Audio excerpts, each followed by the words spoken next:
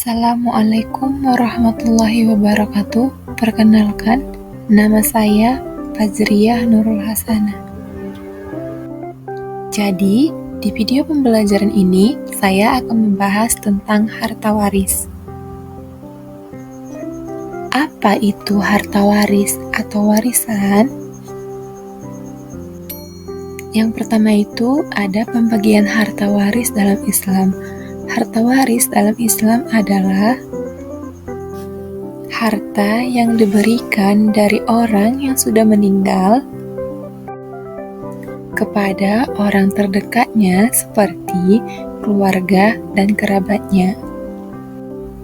Pembagian ahli waris dalam hukum Islam dibagi berdasarkan masing-masing ahli waris yang sudah ditetapkan besarannya. Selain itu, harta warisan dalam hukum warisan Islam dapat dibagi berdasarkan wasiat. Wasiat itu adalah pernyataan tertulis atau lisan mengenai pembagian harta benda seseorang setelah meninggal. Yang kedua, yaitu ketentuan pembagian harta warisan dalam ilmu fikih. Dalam fikih hukum waris Islam, terdapat 3 rukun waris yang wajib dipenuhi sebelum pembagian harta warisan. Yang pertama itu ada al-muwarid. Al-muwarid itu artinya adalah orang yang mewariskan hartanya, seperti dari orang tua, kerabat, atau dari suami dan istri. Dan yang kedua itu ada al-waris. Al-waris itu adalah orang yang mewarisi, atau dengan kata lain, orang yang memiliki tali persaudaraan dengan seseorang yang telah meninggal dunia dan berhak mewarisi harta tersebut. Dan yang terakhir ada al-maurud. Al-maurud itu adalah berupa harta maupun hak-hak pewaris yang memungkinkan untuk diwariskan kepada ahli waris. Yang ketiga itu ada pembagian ahli waris menurut KHI atau kompilasi hukum Islam dibagi berdasarkan kelompok. Kelompok pertama yaitu pembagian harta warisan menurut hubungan darah. Dari golongan laki-laki terdiri dari kakek, paman, ayah, anak laki-laki, dan saudara laki-laki. Dari golongan perempuan terdiri dari nenek, ibu, saudara perempuan, dan anak perempuan. Kelompok kedua yaitu pembagian harta warisan menurut hubungan perkawinan. Terdiri dari duda dan janda.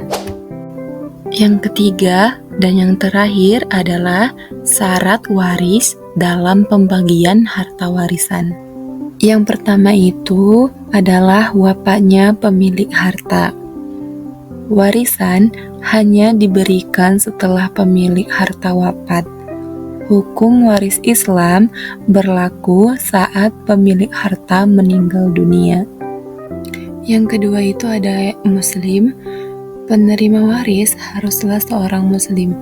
Dilansir dari jurnal hukum online, hal tersebut mengacu pada konsep maqasid al-syariah dalam hukum waris Islam yang tidak mengenal adanya pewaris kepada orang yang berbeda agama. Namun, terdapat pengecualian untuk anak kandung yang beragama non-Islam. Yang ketiga, adanya hubungan darah. Penerima waris harus memiliki hubungan darah langsung dengan almarhum. Hubungan ini mencakup anggota keluarga seperti anak-anak, cucu, orang tua, dan saudara kandung.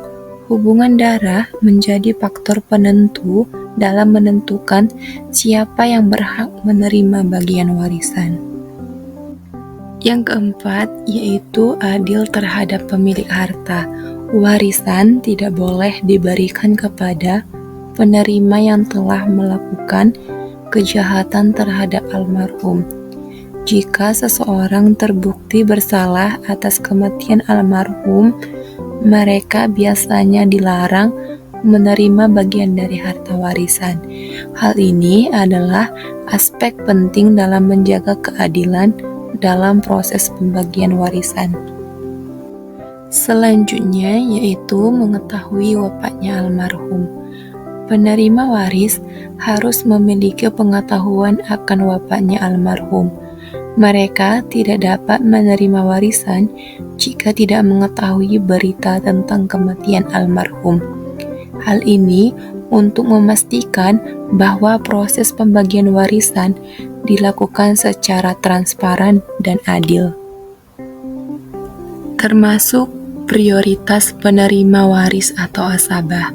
Penerima waris utama yang juga dikenal sebagai asabah memiliki prioritas dalam menerima bagian warisan. Asabah mencakup anak-anak, orang tua, suami atau istri, dan cucu.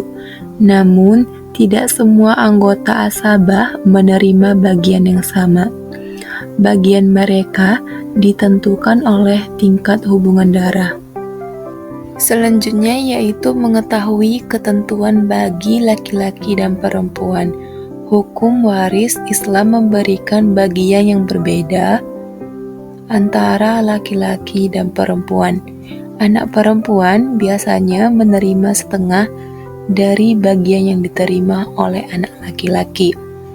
Namun, prinsip ini dapat bervariasi berdasarkan situasi dan mazhab. Prinsip ini mencerminkan bagaimana hukum Islam mengatur pembagian waris antar jenis kelamin. Dan yang terakhir yaitu persetujuan terhadap wasiat. Apabila ada wasiat, maka diperlukan adanya kesepakatan antara ahli waris untuk melaksanakan wasiat tersebut. Wasiat biasanya terbatas hingga 1/3 dari harta peninggalan. Hal ini memastikan bahwa wasiat tidak mengganggu hak penerima waris yang lain. Itu dia penjelasan tentang harta warisan. Semoga dapat dimengerti dan dipahami. Baik, saya akhiri. Assalamualaikum warahmatullahi wabarakatuh.